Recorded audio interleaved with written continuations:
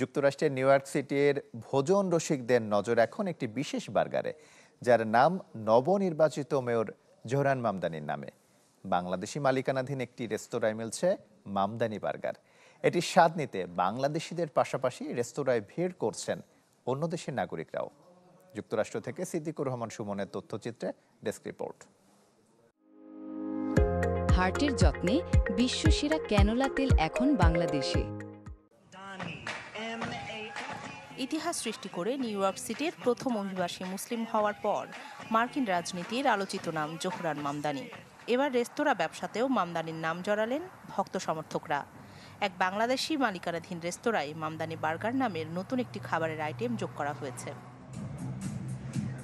মামদানির জয়কে স্মরণীয় করে রাখতেই হালাল বি রেস্তোরাঁয় তৈরি হচ্ছে এই বার্গার, যা এখন পরিণত হয়েছে ট্রেন্ডিংয়ে। ব্যতিক্রমী নামের কারণে বাজারে সাড়া পড়েছে বেশ, বলছেন রেস্তোরাঁর কর্তৃপক্ষ। So this burger is very good for our brown community. They love it because we use ingredients that cater to brown folks. Bangladeshi রেস্তোরাঁয় রাজনৈতিক ব্যক্তিত্বদের নামের খাবারের আইটেম তৈরি নতুন কিছু নয়। এর আগে সাবেক মার্কিন প্রেসিডেন্ট জো বাইডেনের জয়ের পর আলোচনায় এসেছিল বাইডেন বিরিয়ানি। সেই ধারাবাহিকতায় এবার মামদানিকে সম্মান জানাতে এই বিশেষ বার্গার। বার্গারটিতে এমন কিছু উপাদান ব্যবহার করা হয়েছে যা এটিকে অন্য বার্গারের চেয়ে আলাদা করেছে দাবি রেস্তোরাঁর শেফের। Immigrant, first mayor and second হলো যে ও একজন মুসলমান, রাইট?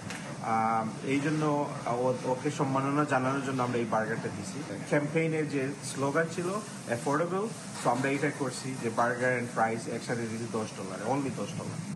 মামদানির নামের বার্গারটির স্বাদ নিতে তাই উৎসাহের কমতি নেই ভোজন রসিকদের।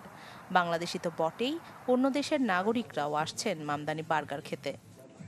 It's always good, and I appreciate the different type of flavors.